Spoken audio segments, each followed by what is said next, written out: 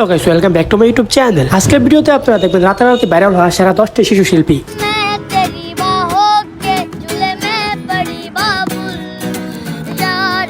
এবং কি গাইস, তারা মাত্র একটি গান গেয়ে সোশ্যাল মিডিয়া তুমুল লাগিয়ে দিয়েছে। তাহলে আর কিসের দেরি? আপনি যদি আমার চ্যানেলে নতুন হয়ে থাকেন তাহলে সাবস্ক্রাইব করে চলেন দেখে আসা যাক তাদের গানগুলো। ভিডিওর প্রথমে যাকে রেখেছি বাংলাদেশের খুবই ভাইরাল শিশু শিল্পী সুমাইয়া।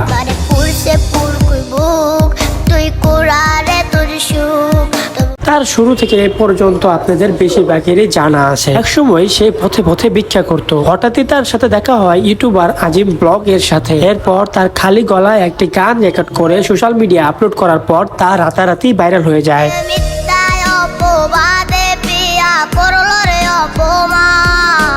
পরবর্তীতে সুমাইয়াকে গগন সাকিব তার স্টুডিওতে নিয়ে আসে। সুমাইয়ার কণ্ঠে একাধিক গান তৈরি করে তার অফিসিয়াল ইউটিউব চ্যানেলে আপলোড দেন।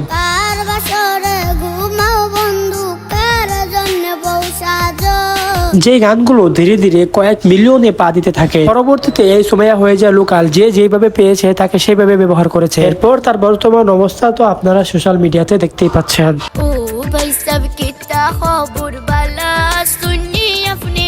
এনিওয়ে গাইস, এরপর রয়েছেন সৌরভ ইসলাম।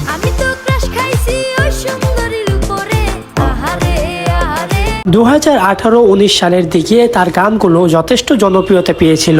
ক্লাস 9 পড়ি তখন একটা প্রেম করি, মাঝে মাঝে পড়তো বন্ধু হলুদ শাড়ি। বিশেষ করে আউশ করে বাপে আমায় করাইছিল বিয়া। আউশ কইরা বাপে আমায় করাইছিল বিয়া। বহুত তো নয় যেন সিসি ক্যামেরা। পাগলি তোর পাগলা কই সহ আরো বেশ কিছু গান সেই সময় ব্যাপক ভাইরাল হয়েছিল।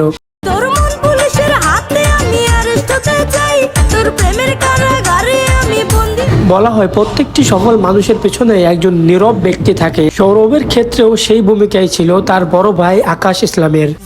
তোমায় বুঝে করবে আপন, তোমায় বুঝে করবে আপন, তারে ছেড়ে যেও যে না বুঝে মর্ম, তার কিসেরই ধর্ম। পাগলি দিতামিরা বুঝে না, দিতামিরা বুঝে না, পাগলি রেজিলা। সেই সময় সে নিয়মিত গান করলেও এখন তাকে নিয়মিত গানে দেখা যাচ্ছে না। তবে চলেন তার কণ্ঠে গাওয়া কয়েকটি গান শোনা যাক। তার ভাবনা ভাবতে ভাবতে ঘুম তো আসে না রাতে। যখন ক্লাস 9 পড়ি তখন একটা প্রেম করি, মাঝে মাঝে পড়তো বন্ধু হলুদ। ওয়েট এভার গাইস, এরপর রয়েছে ভারতের আরেকটি জনপ্রিয় শিশু শিল্পী জিকেট ঠাকুর।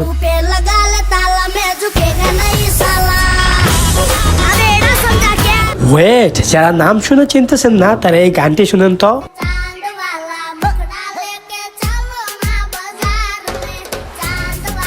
কি এখন কিছু মনে পড়লো? হ্যাঁ, এই গানটি আজ থেকে 4 বছর আগে রাতারাতি ভাইরাল হয়ে যায়, বিশেষ করে টিকটকে।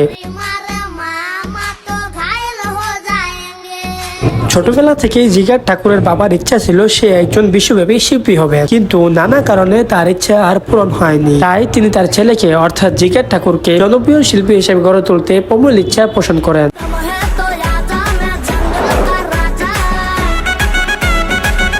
আর সত্য বলতে এই ছোট্ট ছেলেটির ভিতরে আছে উল্লেখযোগ্য প্রতিভা। আশা করা যায় সামনে সে আরো ভালো করবে এবং বিশ্বব্যাপী শিল্পী হিসেবে নিজেকে প্রতিষ্ঠিত করবে। এরপর আমাদের লিস্টে যে রয়েছে সে একজন প্রতিভার ভান্ডারী, যাকে আমরা সবাই চিনি গালিব বয় রানা। আমি গলিব, আমার নাম হইল রানা, শহরের অলি গলির গল্প আমার জানা, জীবনের সেই সময়ের হিপ হপ বা র‍্যাপ গানের এক নতুন প্রতিভার নাম ছিল রানা।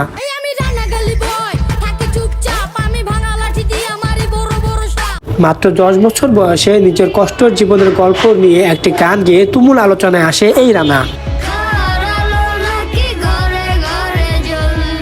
আমার অনেক ইচ্ছা ছিল স্কুলে যামু, 3 বেলা পেট ভরে ভাত মাছ খামু।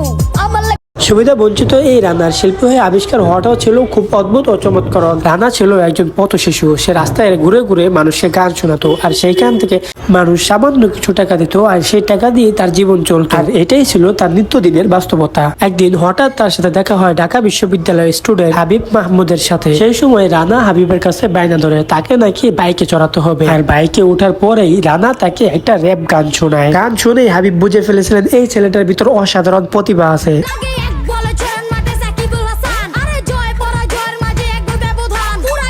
এরপর হাবিবের হাত ধরে মিউজিক ইন্ডাস্ট্রিতে উঠে আসে গালিব বয় রানা। পরবর্তীতে একের পর এক হিট গান দিয়ে মানুষের মনে জায়গা করে নেয় এই রানা।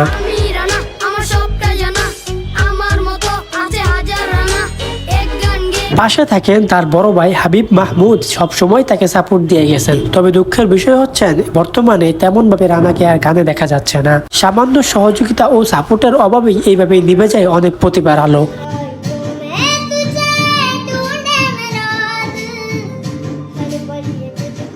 হ্যাঁ, আপনারা অনেকেও হয়তো বা টিকটকে অথবা ইনস্টাতে অথবা ফেসবুকের রিলসে এই ছেলেটির গান শুনে থাকতেন।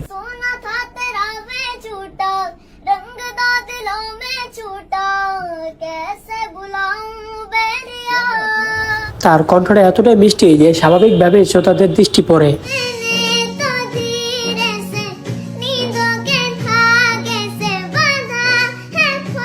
গাইস, আমরা তাকে রাতারাতি ভাইরাল হিসেবে চিনলেও তার যাত্রাটা মোটেও সহজ ছিল না। এই ছোট শিল্পীটি 2020 সালে ইন্ডিয়ান সুপার সিঙ্গার জুনিয়রে প্রতিযোগী হিসেবে অংশ নেয়, কিন্তু দুর্ভাগ্যজনকভাবে সেখানে শিশুটি সুযোগ পান নাই। এরপর তিনি এবং তার বড় ভাই ক্রিস মন্ডলের সঙ্গে বিভিন্ন গান গেয়ে সেগুলো নিজের ইনস্টাগ্রাম আইডিতে আপলোড করতে থাকে।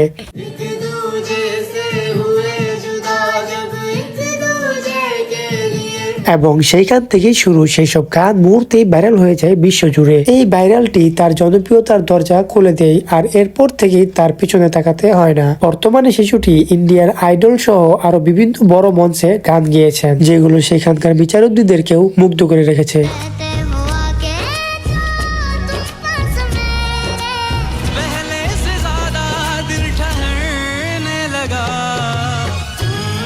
যদিও সে এখনো অনেক ছোট, তবে আশা করা যায় আর কয়েক বছর পরে ভারতের অন্যতম গায়ক হিসেবে আত্মপ্রকাশ করবে। আর হ্যাঁ, আরেকটা কথা না বললেই নয়, তারা কিন্তু বাঙালি।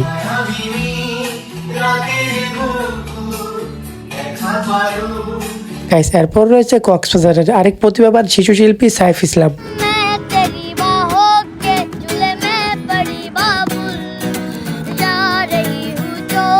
তার গানগুলো শুনলেই বোঝা যায় তার ভিতরে রয়েছে অনাবিষ্কৃত প্রতিভার ভান্ডার।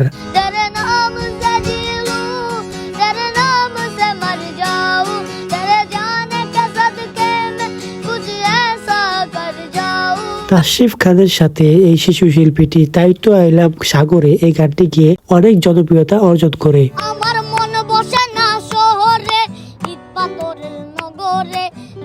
পরে বিভিন্ন ইউটিউবারের সাথে নানা অনুষ্ঠানে একের পর এক গান গেয়েছেন।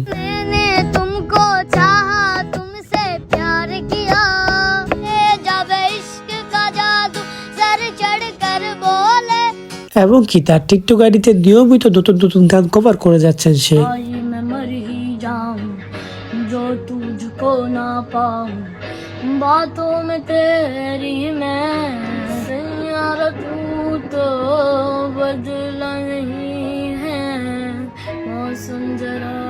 তবে দুঃখের বিষয় হচ্ছে বাকিদের মতো সঠিকভাবে তাকে সাপোর্ট দেওয়ার মতো কেউ এখনো এগিয়ে আসেনি, আর সেই কারণে এই প্রতিভা এখনো অন্ধকারেই রয়ে গেল। যাই হোক গাইস, এরপর রয়েছে বাংলাদেশের কক্সবাজারে রাতারাতি ভাইরাল হওয়া শিশু শিল্পী জাহিদ।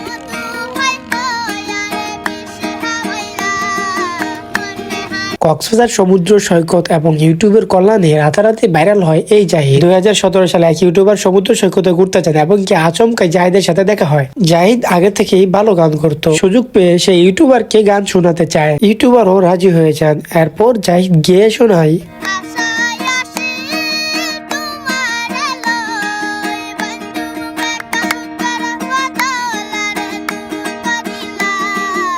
যেটি কক্সবাজারের অঞ্চলে একটি জনপ্রিয় লোকসঙ্গীত। এদিকে পাশে থাকা একজন পুরো গানটি রেকর্ড করে সোশ্যাল মিডিয়ায় আপলোড করে দেন, যেটি মুহূর্তে ব্যাপক সাড়া দেয়।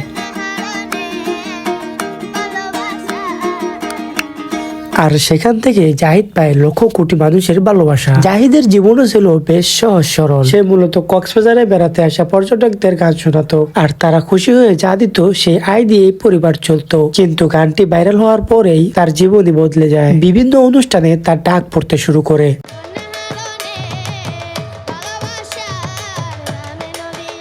এমনকি জনপ্রিয় অনুষ্ঠান ইত্যাদিতেও সে গান গাওয়ার সুযোগ পেয়েছিলেন। বর্তমানে জাহিদ গান গাওয়ার পাশাপাশি কক্সবাজারের একটি হোটেলে চাকরি করছেন।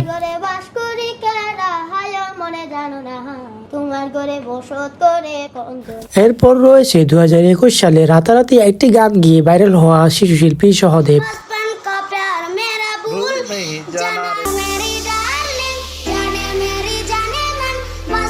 আপনারা অনেকে হয়তোবা তার নাম জানতেন না বা এখনো জানেন না, কিন্তু তার তখন ওই গানটি সোশ্যাল মিডিয়ায় ব্যাপকভাবে ভাইরাল হয়েছিল। जैसा मेरा प्यार है जान तुझे किए बचपन का प्यार मेरा এই গানের পেছনের গল্পটাও খুবই সাধারণ। সেই স্কুলে গিয়ে এই গানটি গায়, আর সেখানে উপস্থিত কেউ একজন মোবাইলে পুরোটা ভিডিও রেকর্ড করে ইউটিউবে আপলোড করে দেয়, আর সেই মুহূর্তে থেকেই শুরু হয় এই গানের জনপ্রিয়তা। এরপর বলিউডের র্যাপার গান বাদশাহ তাকে নিয়ে একটা অফিসিয়াল মিউজিক ভিডিও তৈরি করেন। जाने मेरी जाने मन बचपन का प्यार मेरा भूल नहीं जाना रे সেই ভিডিওর বর্তমান ইউটিউব ভিউজ 527 মিলিয়নেরও বেশি। जैसा मेरा प्यार है जान तुझे किए बचपन का प्यार এছাড়াও সেই সময় অনেক বড় বড় গায়ক এবং বড় বড় ইউটিউবার তাকে নিয়ে ভিডিও তৈরি করেছেন। এর মাধ্যমে সে ওই সময় উল্লেখযোগ্য আর্থিক সহায়তা পেলে বর্তমানে তার কি অবস্থা তা কিন্তু সঠিকভাবে জানা যায়নি। আপনারা কেউ জেনে থাকলে অবশ্যই ভিডিওর কমেন্ট বক্সে বলে যাবেন। তো গাইস, এই তো ছিল আজকে আমাদের ভিডিওটি ভালো লাগলে ভিডিওতে একটা লাইক দিয়ে চ্যানেলটি সাবস্ক্রাইব করতে ভুলবেন না। কথা হচ্ছে অন্য কোনো ভিডিওতে। ভালো থাকবেন, সুস্থ থাকবেন, আল্লাহ হাফেজ।